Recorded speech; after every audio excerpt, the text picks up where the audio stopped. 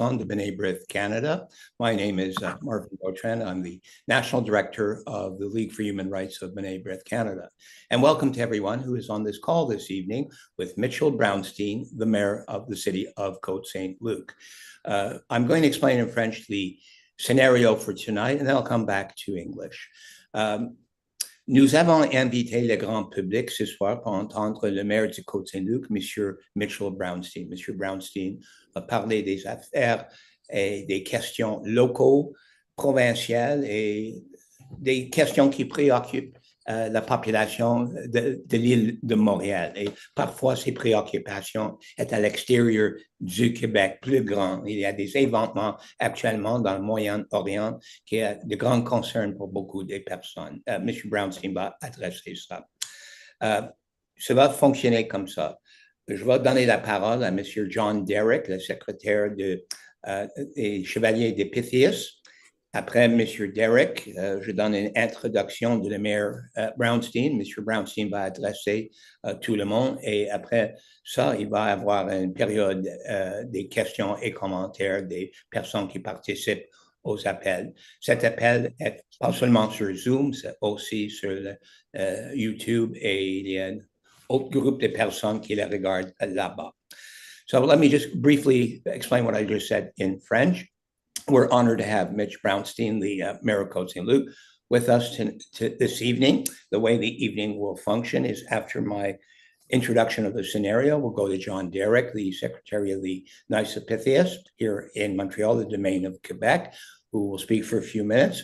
I will then formally introduce Mayor Brownstein. Mayor Brownstein will then speak on issues that are both hyper-local, his city of Côte-Saint-Luc, local, touching the neighboring boroughs and communities, the island of Montreal, issues that are often seen as provincial because they emanate from the National Assembly, but affect all Quebecers and often have very negative resonance in the west end of Montreal. Issues that sometimes go outside the boundaries of Canada that, touch the way people feel at this time with Israel under attack in the Middle East, with a very large Jewish population in Côte-Saint-Luc. In fact, Côte-Saint-Luc being a Jewish majority, I believe a Jewish majority community. The events that we're reading about every day in the newspaper preoccupy the city, and I'm sure Mayor Brownstein has a lot to say about calls from residents about how do you keep us safe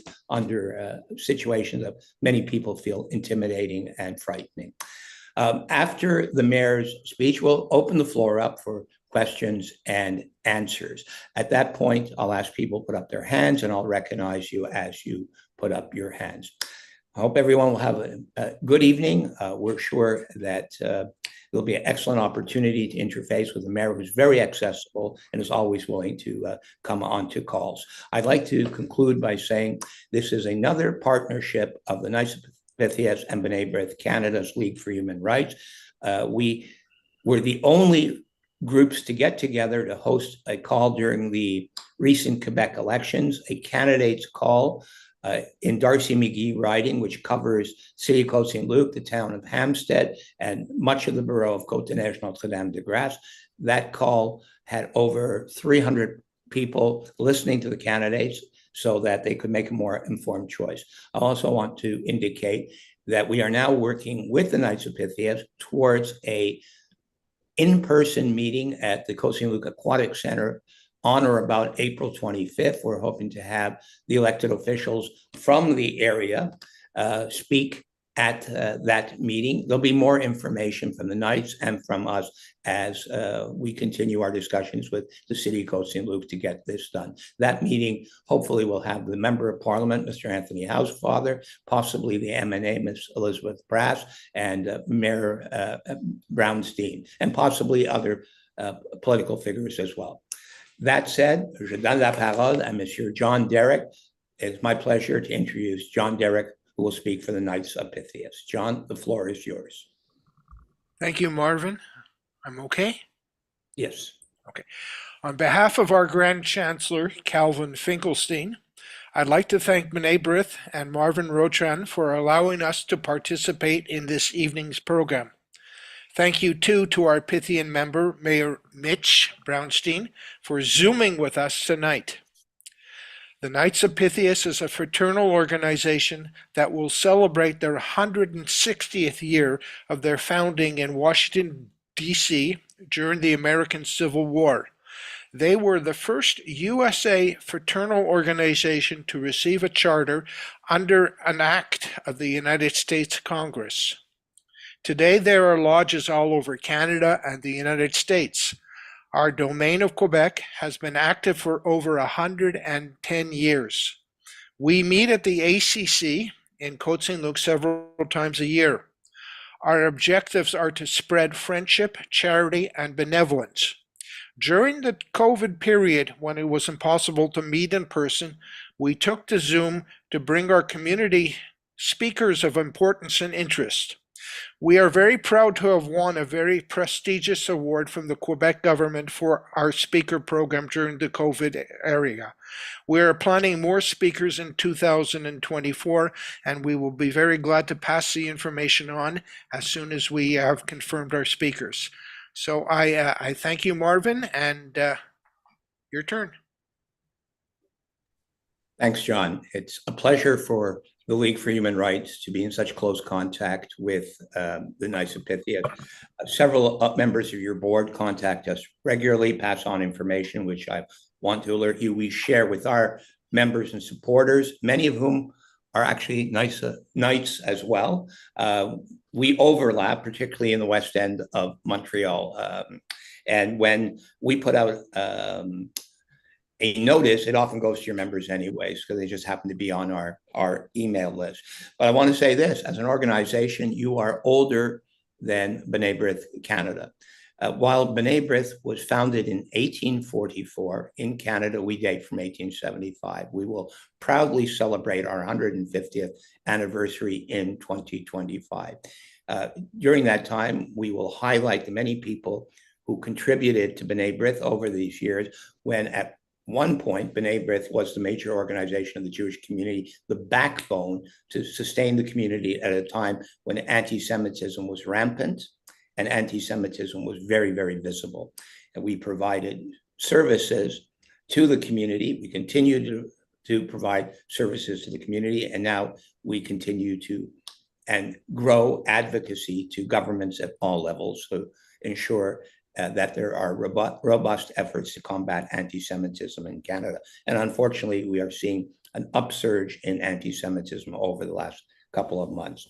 Let me introduce our speaker for tonight. Some of you may say that our speaker does not need an introduction, that he is well enough known, but it will surprise people that Mitch Brownstein has actually been a politician for quite a long time. We all know him as Mitchell Brownstein, the Maire de Côte-Saint-Luc. He became the Maire de Côte-Saint-Luc in 2016. He is the 12th mayor of the community. He succeeded Mr. Anthony Housefather when Mayor Housefather ran for federal office and was elected as a member of parliament for Mount Royal in the 2015 election, thereby creating a vacancy. Mr. Brownstein was elected to become the mayor of Côte-Saint-Luc. But even before the forced merger of 2001, which saw Côte-Saint-Luc become part of a borough that included Hampstead and Montreal West as part of the city of Montreal, Mitch was already on council.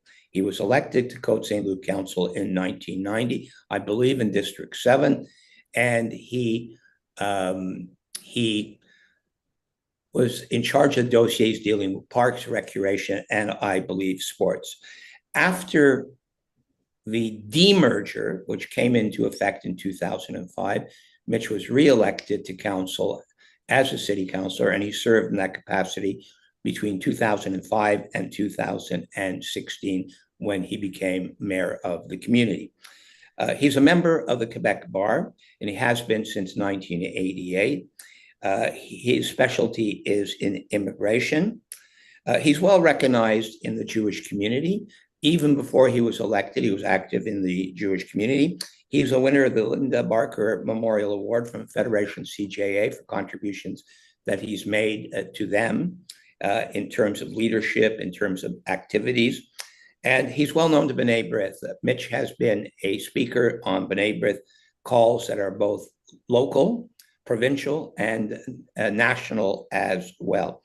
He is noted as a civil libertarian and someone who defends minority rights. Tonight, we'll be hearing a little bit about Mitch's leadership on Bill 96, a bill that is widely seen as prejudicial to the Anglophone minority in Quebec, and which has animated a great deal of political opposition. Mitch was one of the leading voices that led to a lawsuit from 23 municipalities to oppose certain aspects of the bill, and which is in front of courts now.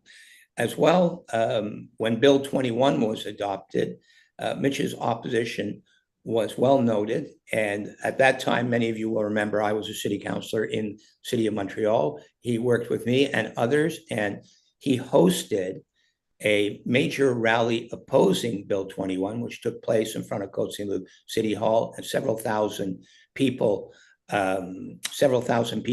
took part in that demonstration, and it was widely covered not only in Quebec but across Canada, and helped to boost the opposition and lead to the lawsuits against Bill 21. But I won't put words in Mitch's mouth. He can speak for himself. I just want to note that he has always been a partner during the time that I was an elected official, and often I would do joint press conferences or interventions at the agglomeration council or the city council with his support on issues that I felt the community in the West End of Montreal felt very, very strongly about. Mitch is always a person who returns his calls very, very quickly. And if he can't do it, he'll tell you, frankly. If he can do it, he will make it happen. In fact, sometimes I've seen him do miracles with few resources to win fairly large political victories, convincing his colleagues that the direction that they were proposing was the incorrect direction. Mitch Brownstein, je vous donne la parole. Before I do, j'aimerais dire, les gens peuvent parler ce soir dans la langue de leur choix. Dans la période de questions, si vous voulez poser une question en français, la réponse va être donnée en français. If you want to ask your question in English, the answer will be given in English. Je donne la parole à Mitch Brownstein, maire de la ville de Côte-Saint-Luc. Mitch. Thank you, Marvin. Thank you, John, for having me here tonight. I see so many familiar faces. Thank you all for being here with me. On va parler en français et en anglais. Aujourd'hui, je vais répondre comme au conseil municipal, en français et en anglais, dépendant des questions. So, I'm going to talk about Bill 96 and our action. I'll talk about our action plan on anti-Semitism and a lot of serious issues. But before I do that, I always start off by talking about my philosophy in life. What are we here to do? Why do we do what we do? Yeah, we fight some serious battles, but we have to realize all the time what we're doing. And I think I was 9 years old, and I went to the Children's Theater to see my brother in a show. And I looked at all the people in the theater, all the parents and the kids, and they were smiling. And I saw the people on the stage and they were smiling. And everybody was happy. And I think at that age, when I was 9 years old, I realized that you need to do things in life that can make people happy. And that's why I ended up getting involved in municipal politics, because of the fact that you can do, sports and ensure that we have the best snow removal and provide service on a one-to-one basis to individuals. You might remember, and I'm going to put this on the screen if I can do it right. Let's just see which one it is here. This one. I don't know if I got it right. How do I do the sharing? See, I'm not even that good at it. How come it's not the whole screen? Oh, well. Anyway, I'll show it this way, the old-fashioned way. So this article was in the front page of the Gazette, and it basically says, singing mayor of Côte-Saint-Luc wants Anglos to have some fun. And it concludes by basically saying that, I got involved with municipal politics because the same reason we do theater. I have a philosophy that guides me as mayor. You need to do things in your life that you find joy in and that provide joy to others. And that's how I run the city, whether it's the Dramatic Society, swimming programs, public works. It's all about making people feel good and doing the best we can to make people feel good. And if you come to one of our shows, you'll have 2.5 hours of happiness. And that's why we do them, for the people on stage and for the audiences, whether they're in Côte-Saint-Luc or whether they're outside of Côte-Saint-Luc. We want people to smile and feel good. Sometimes you have to deal with some serious issues. And I want to say that I'm very thankful that I do have a brilliant council and a brilliant staff. You know, people see the face of the mayor and they think, wow, he's doing a great job, or he's not doing such a great job. But it's not really one person. Really, I rely on my city manager, Jonathan Schechter, and the 2 associate city managers, Nadia DeFuria and Tanya Abramowicz, who supervise all the directors. And when I get a call from a resident, who do I call? I call my executive assistant, who speaks to the appropriate member of the team to get the job done. And that's how we respond to people quickly. But I also have an amazing council, and I have to give thanks to that. You know, we have a brilliant council. We all get along. We're all independent. There's no party system. So people are allowed to voice their opinion, not always agree, and majority rules. But I have a deputy mayor, Dita Burku, who's brilliant, and she's pursuing all issues of importance to us, including Cavendish Extension, and of course, Bill 96 and the anti-Semitism initiatives, and Stephen Erdely, who's very busy with language issues and checks every item on the agenda and makes sure that we're on track, as well as all the other counselors. I can go through them all. Each and every one of them is providing a specialty to our community, and I'm thankful that we have them all. Now, what are the serious issues that we've had to deal with? We had to deal with, first of all, in June of this year, we decided to, well, it was before June, but we got the 23 cities. The bilingual cities, who are 47, but 23 joined our action. And we filed in the court based on certain issues that affect bilingual cities. That was the basis of our action. And just yesterday, I was at a meeting with the task force on language. It was, and thank you, Luca and Brith and the whole gang for organizing that. We're trying to get all the cases together, and all the lawyers and all the leaders of all the actions to talk about language right and how we can work together to move all of our cases forward. Now, the action in Côte-Saint-Luc, for those of you who, well, it's not just Côte-Saint-Luc, for the 23 cities that we're dealing with, and deal with certain issues that affect bilingual cities. So under Bill 96, even if you're a bilingual city, you could lose that status. If you, in the census, you go below 50% of mother tongue English in the census, you could lose your status as a bilingual city, unless after much discussion, we got into the law at least the right to pass a resolution that we want to maintain our bilingual status. So every 5 years, if we go below 50% of mother tongue, not language spoken at home, which is a big issue here, because for example, in Dollar des Ormeaux, they could be below 50, but yet 73% speak English at home. You have to pass this resolution. So that's one item that we would like to have removed. But the more serious ones, I'd say that's a serious one because you could forget to pass that resolution. But the more serious ones deal with the fact that even though we're a bilingual city, we need to write our contracts in French. We have an obligation to, the OQLF can come in and do an illegal search and seizure, meaning they can come in, look into our computers, our telephones. They can come in based on an anonymous tip without notice, without a warrant, and do a search and seizure of our equipment and see if maybe a member of our staff isn't following Bill 96 to the T.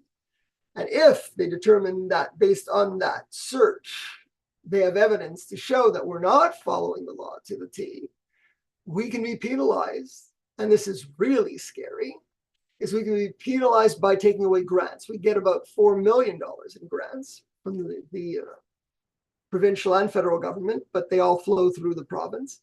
And those can be, theoretically, based on the law that it's written right now, we could lose that money. It would be very hard to operate.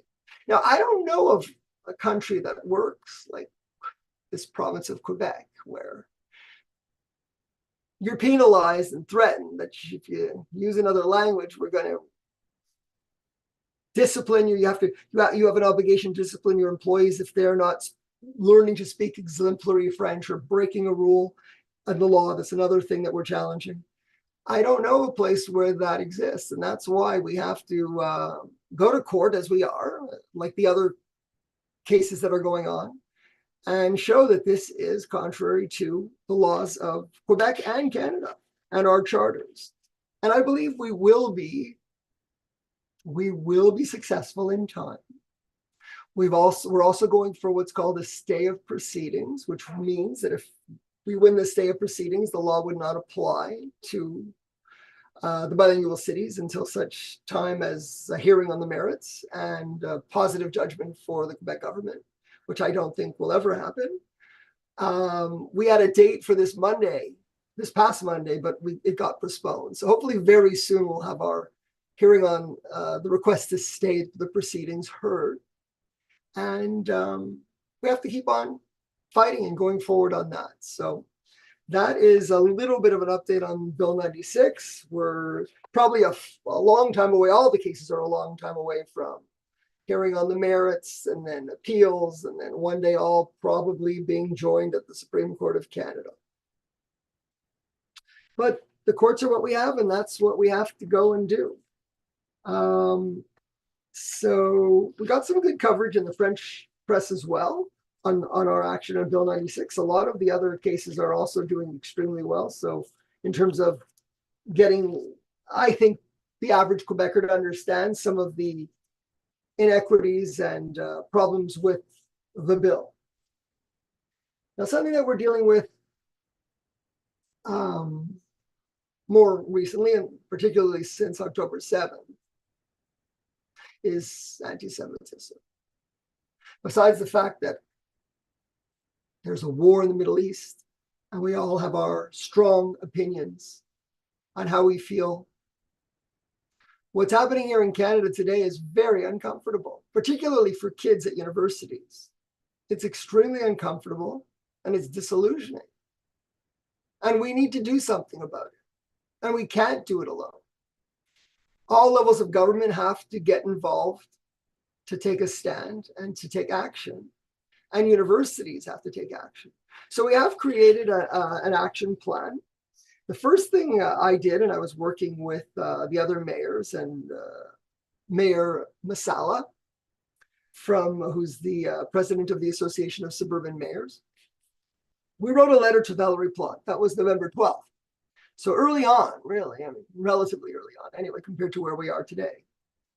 And we expressed our concern that the city of Montreal has to make sure that they can invoke the rule of law, ensure that the police, the Montreal police, understand what it means to be creating environments of hate and fear, and intervene where necessary, and to ensure the control of easy access to places like in Westmount. I know the mayor of Westmount, Christina Smith, is constantly complaining that these rallies are not letting people get into their condo in front of the Israeli consulate. People live there, people work there. There's no control. There's no easy access for people during these conflicts. But our action plan goes like this, something like this. So for universities, we want universities to each adopt clear policies on dealing with anti-Semitism on campus. Students should feel that they can participate in student life without the threat of intimidation and physical or verbal threats. Universities must follow their code of conduct to discipline students who commit violent acts, intimidate fellow students, or impede their ability to participate fully in student life. Universities should have a zero tolerance policy for student associations that use hateful or violent rhetoric in their official materials, and whose officers do so, or student newspapers that block pro-Israel perspectives or foment hate. Universities must act to ensure that students and staff members feel physically safe on campus. And I think really that is a major problem today. The kids just don't feel comfortable. You know, I have a daughter that's still in university, and I hear firsthand what goes on there. And when there's rallies and a lot of very bad words, from the river to the sea, let's kill them all, basically get rid of not only the state of Israel, but all Jews everywhere. And these statements go unnoticed, unpunished. It's very uncomfortable if you're a Jewish student walking around the campus. So we're also asking the government of Canada to improve the security infrastructure program, which they announced earlier this month. We're grateful for that, and to put more money into it, and to give guidance to provincial and municipal partners on police enforcement, ensuring that the criminal law is enforced, particularly when demonstrations cross the lines into hate speech. And also to bring the provinces together with the universities to make sure that there is action taken on campus. And the immigration minister should have the ability to revoke visas of students who participate in hate speech. The government of Quebec and provincial governments and other provincial governments should implement standards for the universities and adopt policies on anti-Semitism on campus, and create an emergency fund to help pay for security at Jewish institutions and enhance infrastructure at our Jewish institutions, and provide additional policing to help cities that have Jewish institutions and Jewish schools. And for local government, municipalities, cities should insist that all rallies are held in locations that don't disrupt the ease of access of business people and residents in the neighborhood, and that there's a safe corridor. And they should provide, ensure that there's additional policing at Jewish institutions. A lot of these things are starting to happen. I drive around Côte-Saint-Luc. You'll often see police cars in front of the schools, which we're very pleased about. Cities should not authorize events in which there's an official poster showing that glorifies violence, such as the Kristallnacht-inspired design for an event that took place in November. Those type of events should not be authorized. They should not be able to get a permit to have that type of demonstration. We should have clear statistics on the hate crimes by municipality or area. Cities should be able to add CCTV cameras at sensitive locations and need funding from higher levels of government to support that. And also license plate cameras in case we need to catch somebody who's entered into our cities to do nefarious acts. Okay. And of course, the police force, really, we rely on our police, and they are great. I have to say, I have a great relationship with the commander, Station 9. He's always on top of things and letting us know that things seem to be okay today. But there has to be a clear understanding by the police of what is. They have to be trained to understand what is allowed and what is not permissible, what is hate speech and what is not. And when they hear it, they have to say, well, you can't do that. You're going to have to stop saying those words now, or you're going to be arrested. You can't just let it go on. And I think, they're of good faith, the police, but they're not necessarily educated to understand the intricacies of what hate speech is, and they need that education. And police need to carefully consider locations for which permits are issued to minimize fear and inconvenience for the residences and businesses. So basically, the action plan, the idea of the action plan is to make sure that all levels of government and the universities can work together to provide a safer and a more comfortable environment for us all. These are difficult times, no doubt. Hopefully they'll get better. We don't have control here in Canada over what happens in the Middle East. Like I said at the beginning, we all have our different opinions on what we feel about the conflict, and that's okay. But why should the hate come to all these countries, not only Canada, not only Quebec, but all these countries around the world? It's a sad reminder of what we heard in the past. My father brother-in-law was a Holocaust survivor. I had heard a lot of these stories. I traveled back to Poland on the 50th anniversary of the uprising of the Warsaw Ghetto. Saw a lot of stories that seemed a little similar to what my father-in-law, Eddie Yagodinsky, would talk about. Seeing babies smash their heads and killed, and rape and killing. And then we saw what happened on October 7th and how that seemed to have an opposite effect on what we would expect in terms of educating the world on the difference between good and evil. So yeah, we will work forward on the action plan. The other things I just wanted to mention very briefly that we are working on as well, which is not easy, but I will give you an update. We've been doing it for 50 years. We're still doing it, Cavendish Extension, but we're not stopping. You know, it sounds like the biggest joke in town. They promised us there was money put aside for an environmental study. They promised us that they were going to move forward on Cavendish, and there's money in the budget for Cavendish. And it's always, we're going to do Cavendish, we're going to do Cavendish, until we found out this year in 2024 that instead of moving forward on Cavendish, they created a committee, a Gallup committee, and they're working on a study on bike path going from Pineuve till the end of Jean Talon. And they're doing all kinds of things that don't really relate to the extension of Cavendish. So we're putting all the pressure we can. We're going to meetings. I know Councillor Burke was working very hard with Alan D'Souza, is working very hard, and Peter Malouf. And we're all working very hard to try to get it back on track, because there was a promise that there would be an extension that would connect Jean Talon and also Cavendish to Cavendish. It's still on the books. The money is still there, and we have to just keep on pushing. But right now, we feel that we're at a standstill, although I'm supposed to meet Sophie Masserole this week or next week to get an update on where we are with Cavendish Extension. So hopefully that will be some good news, I hope, but I'm not holding my breath. So those are, what else did I want to talk about? Oh yeah, I don't know if I can get that onto the screen. That I know Dita told me to do. Can I get it? Share this. Where is it? Okay. So we have a fund supporting the children of Ashkelon. I think everybody can see it.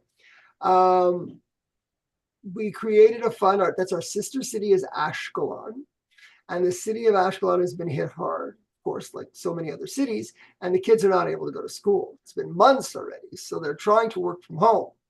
But what they really need is more technology for the kids that are still at home. Some have moved out of Ashkelon for safety, but many are still living in Ashkelon and they need support. So if you go on this page, which you see is Côte-Saint-Luc dash announcement Ashkelon 2023, and you click on this link here, it takes you to the Federation site. And on that site, you can make a donation. It's really pretty quick. And it really will help the kids have some feeling of normal life by getting them, those kids that don't have a laptop or a screen. So I ask you all to please take note of this. The donation site is right there. Very easy to get to. You can get it from there or from our site on the Côte-Saint-Luc page here if you want to note the information about that. So those were the things I wanted to talk about. I also wanted to thank our Member of Parliament, Anthony Housefather, for a moment, because, you know, he has been exceptional, I have to say. As much as I'm disillusioned about the federal government, Conservative Party, Liberal Party, all parties, we have one person, only one Member of Parliament, only one. On behalf of all the members of Parliament that actually voted against the amendments that would, at the federal government level with respect to Bill 96. One person. I think that's pretty incredible, and I want to thank him for that. And I know he's been working very hard on the issues of anti-Semitism as well, despite having a hard time and not all the support that we would hope that he would have. But like I said at the beginning, you know, the city of Côte-Saint-Luc, we're all independents, and that's a wonderful thing. And I have all these counselors who work together and we all are able to express their opinion. And it's fortunate that at least under our political system, if an elected member of a party wants to, except for issues of confidence, wants to vote on their own, on their conscience against party line, they can do that. And not enough do, but they can do it, but not enough do. Even though they might say they're going to, in the end, they don't. It's a sad, sad thing. So let's hope. I'm speaking to all the other ones there now that aren't Anthony. Do what he did, whether it's on issues of language rights or whether it's on issues of anti-Semitism or whatever else you believe in. If you really believe in it and you don't believe what your party's doing, you got to stand up. So, yeah, I'll take questions. Thank you, Mitch. Before we get to the public question period, we are going to have a question from Calvin Finkelstein for the Knights of Pythias, myself for B'nai Brith. But before we do that, I want to recognize a few people who are on the call this evening. I want to recognize Mayor Tim Thomas of the city of Pointe-Claire. Thank you for joining us, Tim. I know Pointe-Claire is part of the coalition of 23 municipalities have sued on the aspects of Bill 96 dealing with bilingual, recognized bilingual cities. And thank you for coming this evening. Also want to recognize English Montreal School Board Commissioner Ellie Israel, who represents my former territory in Snowdon. Thank you for coming to this call. Ellie's always vitally concerned on issues that deal with minority rights. I'm not certain, but I saw Dale Weber's name on here, who is the Secretary for the Task Force on Linguistic Equality, which is another group that is suing the government of Quebec on Bill 96. I'd like to recognize Luzminda Mazzoni, the president of the Filipino Federation, the Federation of Filipino Canadian Association of Quebec. And I'd like to let everyone know that last week, B'nai Brith awarded Minda its emissary award as a person who has been supportive of the Jewish community and worked with B'nai Brith to combat anti-Semitism. And Minda told me to pass on to you, Mitch, there's a growing Filipino population in the city of Côte-Saint-Luc. So please take note of that. I'd also like to note President Mark Groisberg, the president of the United Community of Russian-Speaking Jews. And Mark told me often there's a very large Russian Jewish population in Côte-Saint-Luc, so take note of that. I also want to note the presence of Sharon Nelson, the first vice president of the Jamaica Association of Montreal. And guess what, Mitch? There are quite a few Jamaicans in Côte-Saint-Luc as well. That's great. Everybody is welcome in Côte-Saint-Luc.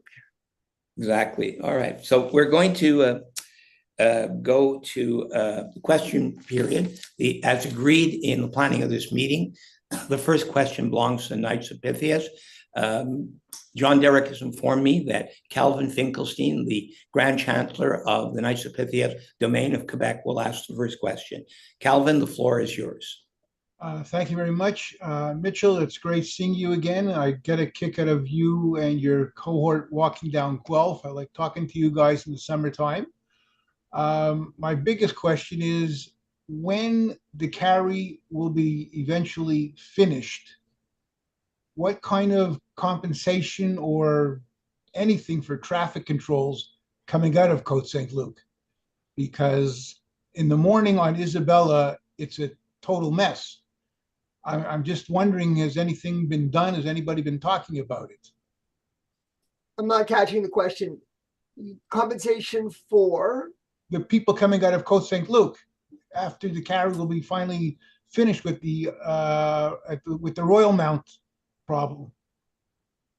Has been anything been talked about for helping out traffic coming out, cars coming out of Côte-Saint-Luc? Well, the goal obviously is the Cavendish extension. The city of Montreal, particularly for their hippodrome development, keeps on saying, and I'll find out more when I see Sophie Moserol this week, if they're still saying the same line, that they want to have rapid transit between the Cavendish Mall and Namur Metro, where you can get there in 5 minutes. They want a tramway or speed buses, and they want bicycle paths, and they want not too many cars, but still cars that can go on that road. So I don't know exactly what you're referring to, but the way that the Cavendish extension has been designed at present, it should alleviate some traffic from the carry, but at the same time, it shouldn't bring in that many more cars on the extension itself, because it is going to be primarily for public transit in the way it's being designed. Right now, it has one lane going in and one lane going out. Trains, a speed train, and bicycles and pedestrian walkways. I wish you a lot of luck. That's the design for now. It could change. Maybe there might be a new mayor of Montreal one of these days. Well, let's hope. Thank you, everyone. Before I ask my question, I just want to say during the period that I was a city councilor, I strongly supported the Cavendish extension. It's vital to promote mobility in the west central part of the island of Montreal. It certainly is needed to disenclave the Hippodrome site. And I had the support of then Mayor Denis Coderre. A deal was signed with Quebec. There were certain conditions for the transfer of the Hippodrome site back to the city of Montreal. One of the biggest errors the city ever did was give away that land to the province for a song, a loss over what we had paid for it originally. But in the new deal that gave the land back to Montreal, the Cavendish extension was one of the conditions. The current administration has not funded properly for the Cavendish extension. There's hardly any money even for studies. There's no money for work. And it's year after year. It's become apparent to many people there isn't the political will to get it done. So I will allow the voters to decide on that in 2025. But I support Mayor Brownstein's work to try to move this up and get it done in the shortest delay. Mitch, my question for B'nai Brith will deal with the action plan that was issued. For those who haven't seen it, the document was written by 8 West End Montreal politicians. It's called Action Plan. The correct title is Action Plan on Combating Anti-Jewish Hate in Canada with a Focus on Quebec. The authors of the plan are Anthony Housefather, Member of Parliament for Mount Royal, Elizabeth Prass, Member of the National Assembly for Darcy McGee, Michelle Setlaki, Member of the National Assembly for Mount Royal Outremont, Mayor Mitch Brownstein of Côte-Saint-Luc, Mayor Jeremy Levy, Mayor of the Town of Hampstead, Mayor Peter Malouf, Mayor of the Town of Mount Royal, Councillor Stephanie Valenzuela of the City of Montreal, the Borough of Côte-Neige NDG, Darlington District, and Councillor Sonny Moreau's, my successor, the Councillor of the Borough of City of Montreal, Borough of Côte-Neige, District of Snowdon. It's a far-ranging document that touches the federal, provincial levels, the local levels, police departments, and academia. And it's got chock full of excellent recommendations that can quickly be implemented and can really help blunt anti-Semitism. Everything from more flexibility in the criteria for the federal security infrastructure program, some of which, by the way, the government announced just last week. They're going to be moving in that direction. More support for police departments. In a recent call with my colleague Hank Topaz of B'nai Brith, Chief Draguer said while the police would not stop demonstrations, they would apply the law. And one of your recommendations is that police actually apply hate crime law, existing hate crime law. We are seeing virtually no arrests in the Montreal area, in the Borough of Côte-Neige NDG. There were several instances of shootings at Jewish schools. There were arson attempts in the Borough of Côte-Neige at Jewish institutional buildings. There was a similar arson attempt at communal buildings in the city of Dollard-des-Ormeaux. Yet we've seen no arrests there. And in hateful rallies, we've seen virtually no arrests either. So there's a lot of doubt in the community. So my question deals with what is the future of the action plan? What's the next steps? And I'm going to ask you also something that's a bit delicate. My office received a lot of complaints about a public intervention of the mayor of Côte-Neige Notre-Dame-de-Grâce, Ms. Gracia Kasoki-Kathawa, who attacked one element of the action plan, seemed to turn it into a partisan issue, and targeted Councillors Moreau's and Valenzuela, who, by the way, are not in the same party that she is in the city of Montreal, and tried to suggest that the action plan would allow guns to proliferate in Montreal, and gun control would end if a fairly reasonable, narrowly based request asking the government of Quebec for certain exemptions and rules to allow the Jewish community to have armed security at communal buildings for a short period of time under certain conditions by licensed people who are trained. It turned it into looking like she was trashing the entire action plan. Now, we've suggested discreetly that she apologize, she endorsed the plan, and she tried to work with the other colleagues. Anti-Semitism should not be a partisan issue. It is beyond a shadow of a doubt that there's been a huge upsurge in anti-Semitism in Canada, particularly in Quebec and particularly in Montreal. The police department has released figures where Jews are clearly by far the most targeted, far beyond anything they've seen in the past. I don't want to suggest what our figures are going to be in the 2023 B'nai Brith audit of anti-Semitic incidents, but I want to say that I would not be surprised if it turns out to be the highest figures that we've ever recorded in Canada, eclipsing our record year of 2021. So my question is, how do we move the action plan forward? How do we reestablish some sort of dialogue with Mayor Soki Kathawa? She does represent a borough of 170,000 people. 5 of the 8 elected officials have part of their ridings in her territory, and the other 3, including yourself, Jeremy Levy and Peter Maloof, are her neighbors who touch on the borough of Cote-Neige and DG.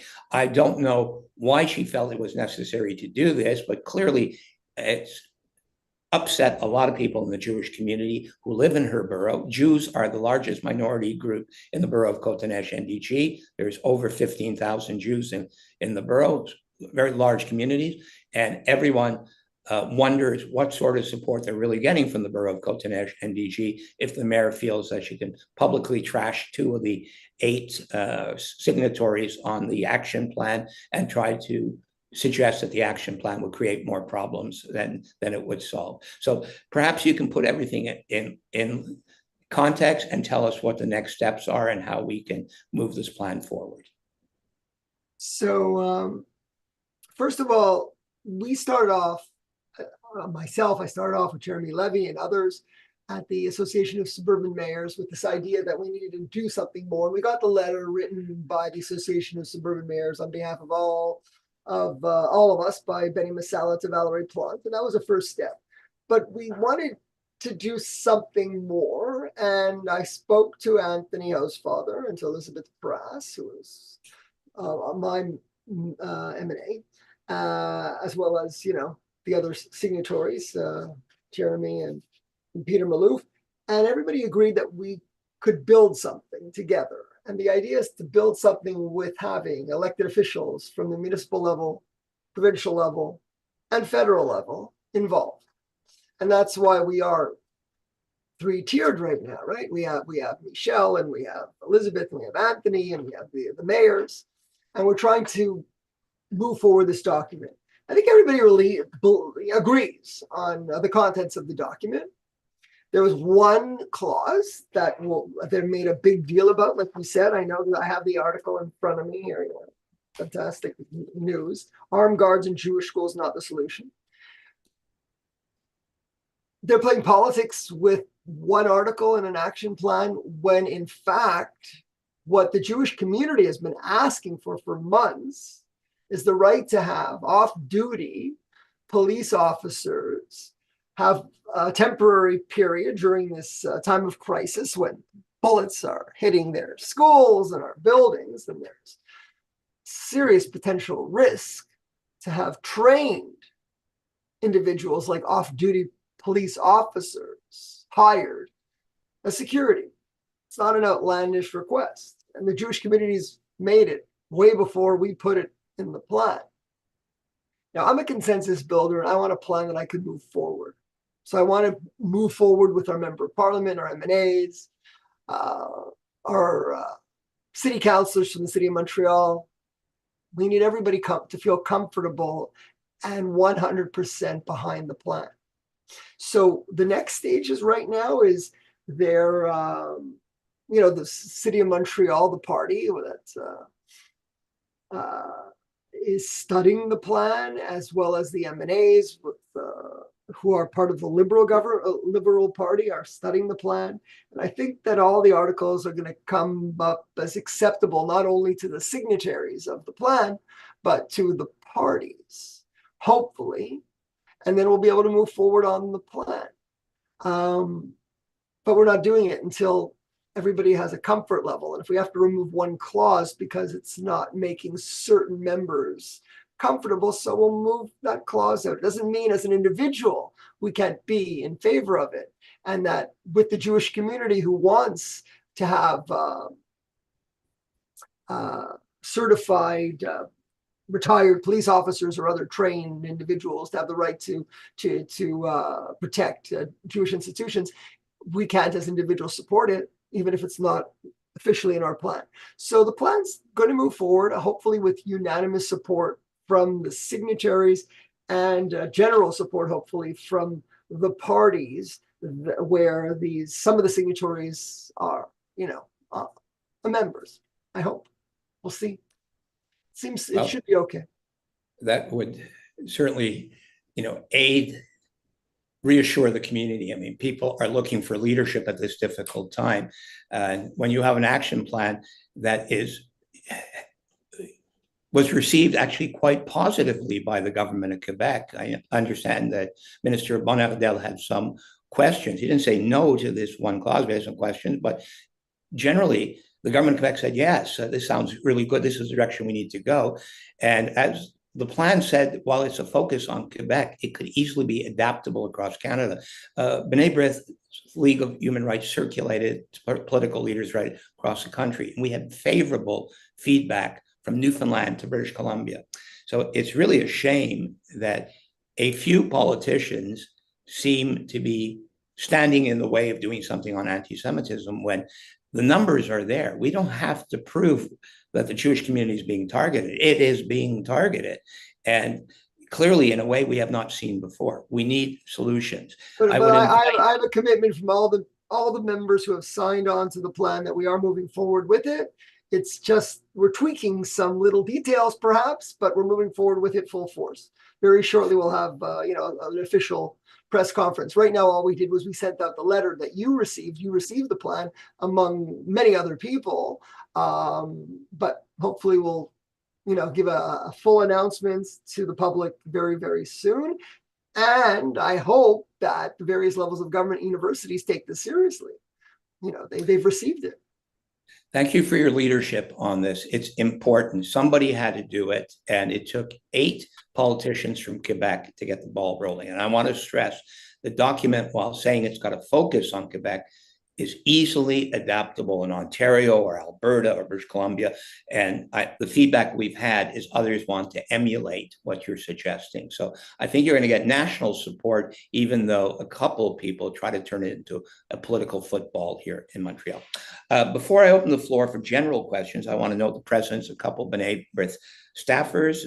J'aimerais noter la présence de Pierre-Luc Ranger dans notre bureau ici à Montréal. And I also want to note Jonah Freed from our Montreal office. Thank you, gentlemen, for being with us for this talk with Mayor Brownstein. I'm now going to open up for general questions. You just put up your hand. We'll call on you in order that I see your hands. Je vais ouvrir la période de questions en commentaire. Vous pouvez poser votre question en français ou en anglais, comme vous voulez. Allez, levez votre main et je vais vous reconnaître.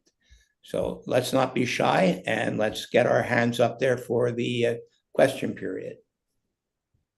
I see one person's hand up. Nobody's doing it electronically, but I do see a person's hand.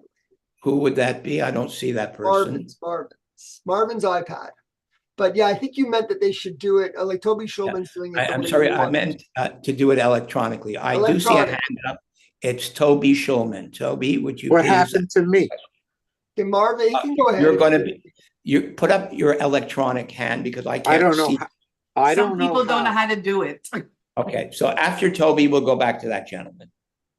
Toby, go ahead. My first question was, you had mentioned about sending money to Ashkelon, our twin city. And I know we had a very nice concert last month, and I was wondering how much money we raised in order to send for technology to the children. I don't know the number. I haven't gotten the update. So I don't know exactly how much totally yet. We can get that information. I don't have it offhand. Okay. And the second thing is the Shara Zion Bethel Synagogue has had the police chief on twice because the community is worried, but he doesn't answer the questions that he's asked.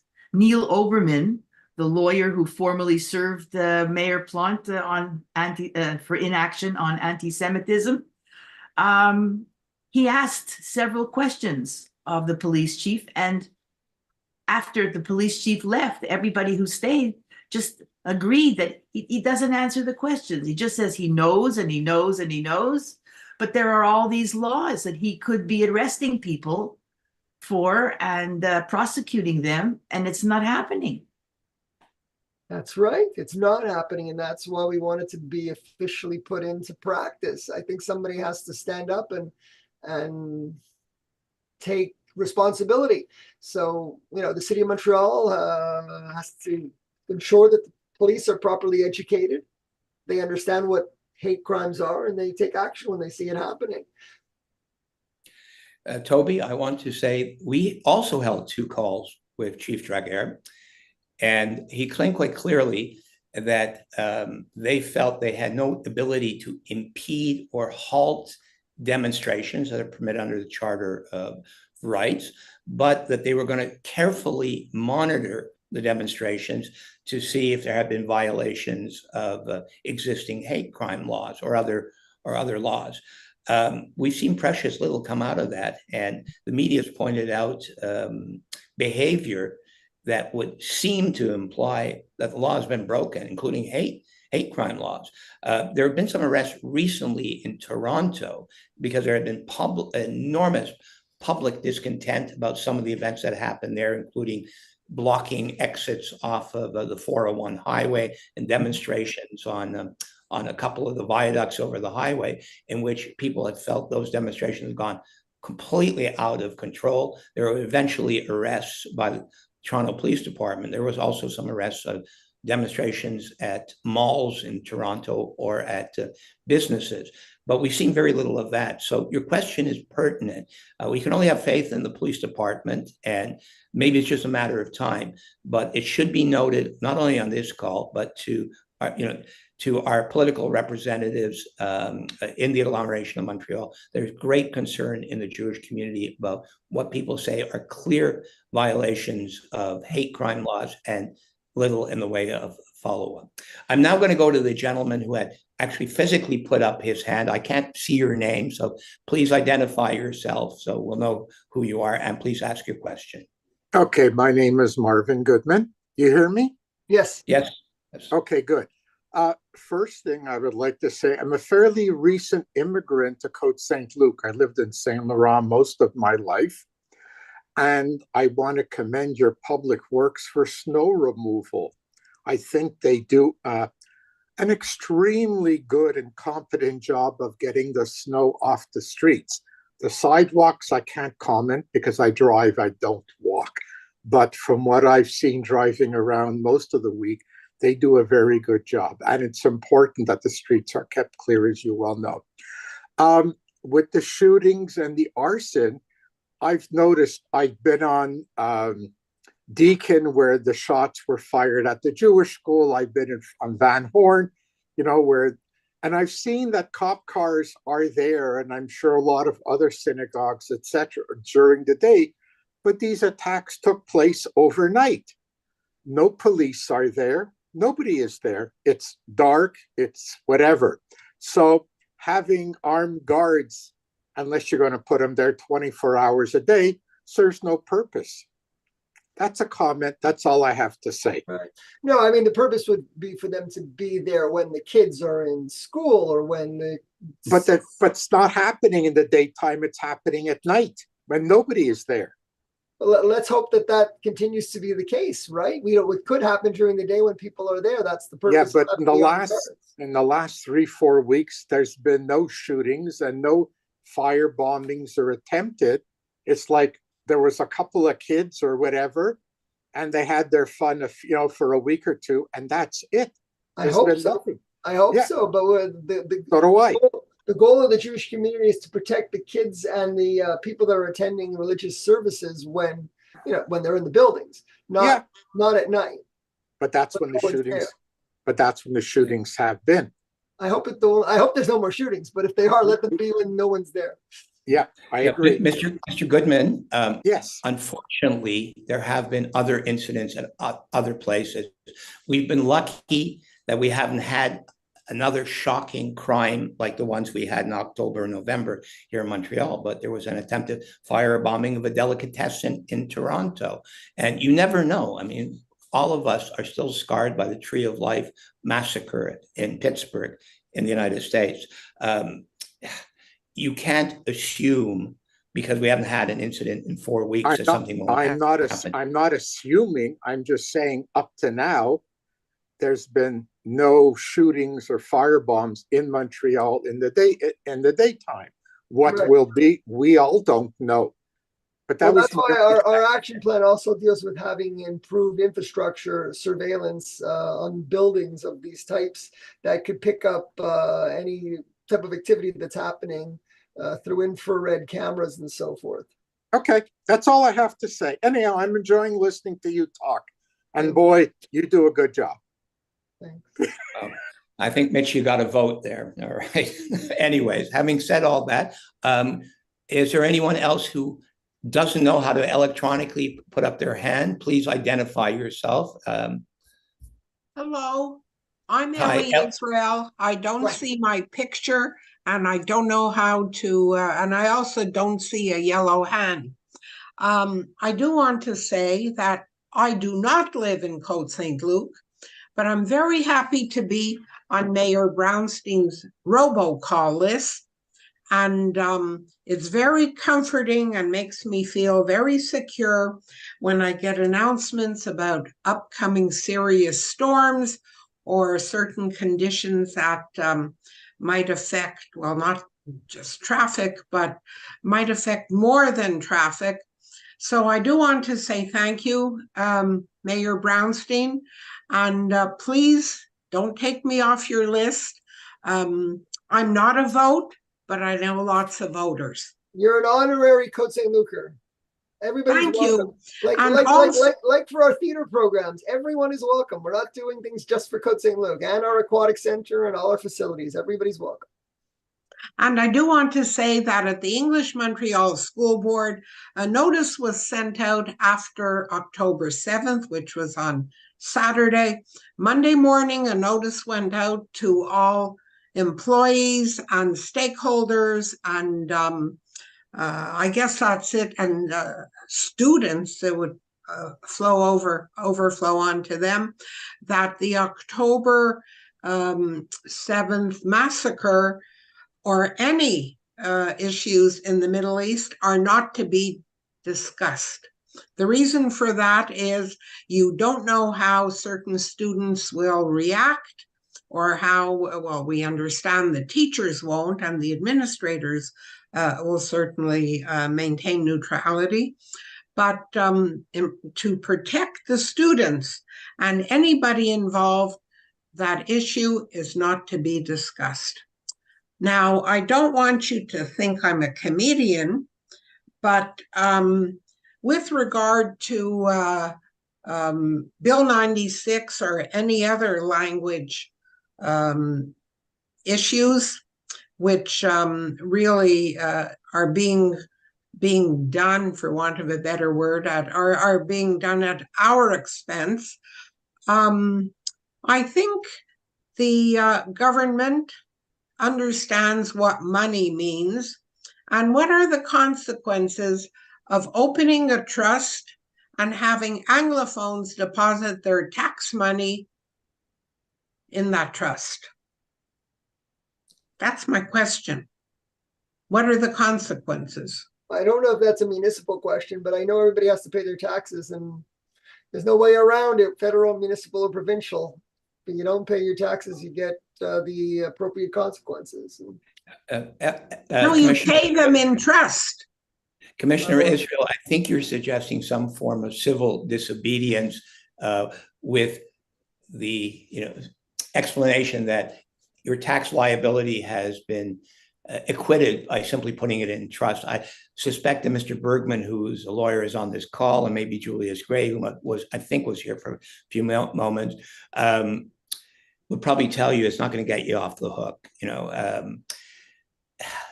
That's a political strategy. It's not actually a legal strategy. You probably wouldn't have a leg to stand on. But I think what you're enunciating, articulating tonight is the frustration many people feel about a government they say doesn't listen to an entire community, which has put reasonable amendments forward, and none of them were adopted. And in fact, on our part in B'nai B'rith, we try to engage with the government very early about a clause dealing with the hiring of rabbis and seminarians from outside the country. There used to be an exemption that allowed these the families of these individuals to be able to go to an English language Jewish religious school, and it was renewable and renewable. The period exemption became shorter and became non-renewable, making Jewish institutions in Quebec less competitive in hiring rabbis from outside the country because it's an impediment for them. They go elsewhere. We weren't even able to get the government to say, well, we already have other types of exemptions for other categories. We could easily do this. We said, well, all we got back from them is, let's let the law play out for a few years, and then we'll look at it after the fact. The harm is being done, and we're just not getting the ear of government. So I understand where you're coming from. There's a lot of frustration in the community. And by the way, I want to make sure everyone understands Bill 96 is not an issue that only affects the English-speaking minority in Quebec. It's a civil liberties issue that affects all Quebecers. And I thank the group. I have one more comment, and that is briefly, I want to get a couple of extra people in here. Go ahead. Okay. In light of what you just said, Marvin, please consider me a comedian about paying our taxes into a trust. We'll take your statement as it was meant simply to heighten public knowledge that there's frustration in the community. I would invite you to join some of the groups that are out there. There's a task force on linguistic equality has grown and has done public events on Bill 96 to increase people's knowledge on the bill. It's not just the municipalities. There are, I believe, 4 or 5 different suits out there. Please take knowledge of them, contact the groups that you want, and get actively involved. I highly promote citizen participation in defending the rights of the minority communities. I'm going to look for others who want to ask a question. Is there anyone else who wants to lift up their hand, or is there anyone who would like to say something who's not comfortable with actually putting up their hand electronically?